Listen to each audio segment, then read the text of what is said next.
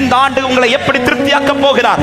உங்கள் ஸ்தலத்திலே, உங்கள் வாசஸ்தலத்திலே உங்களை திரும்பி வர பண்ணி கர்த்தர் உங்களை திருப்தியாக்குவார் என்று விசுவாசிக்கிறவன். ஹல்லேலூயா. பேதுருவை தன்னோடு கூட அழைத்து கொண்டு போகதான கர்த்தர் வந்தார். வந்த உடனே பேதுரு படகுதான் வெறுமையா இருக்குதுல. வா பேதுருவே, நீதான் தோத்துட்டேல, என் கூட வான்னு சொல்லி கூப்பிட்டா பேதுரு போகாமலையா இருப்பாரு? கண்டிப்பா போயிருப்பாரு. ஆனா கர்த்தர் அப்படி அனுமதிக்கல.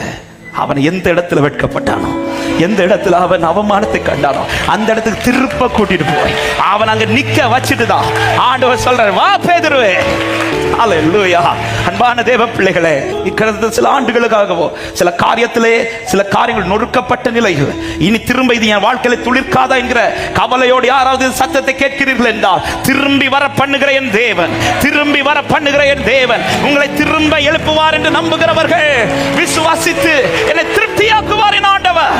லோதேபாரில் இருந்த மேவிபோசேத்தை அரண்மனைக்குள்ள கொண்டு வந்து, அவன் எங்க பிறந்தானோ, எந்த வீட்டுல வளர்ந்தானோ அதே வீட்டுக்குள்ள கொண்டு வந்து அங்க வச்சு சொல்றார், உன் தகப்பனுடைய நிலங்கள் எல்லாம் நன்மையை கொடுக்கிறது மட்டுமல்ல, சீபா கிட்ட சொல்றார், அவன் ராஜகுமாரன் ஒருவனை போல இருப்பான் அப்படின்றார். அவன் ராஜகுமாரன் ஒருவனை போல மகிமையும் கொடுக்கிறார். அதே மகிமை அவன் எப்படி பிறக்கும் போது பார்க்கப்பட்டானோ அப்படியே இப்பொழுதும் பார்க்கப்படுகிறார். இயேசுவின் நாமத்துல தைரியமா இந்த வார்த்தையை பேசிக் கொண்டிருக்கிறேன். கர்த்தர் இந்த ஆண்டு உங்கள் ஆத்மாவை திருப்தியாக்குவாராக. எருசலேமுக்கு ஆமே, நீ மகிழ்ந்து களிகூறு. கர்த்தருடைய திரும்பி வர பண்ணி மகிழ்ச்சியாக்குவார்.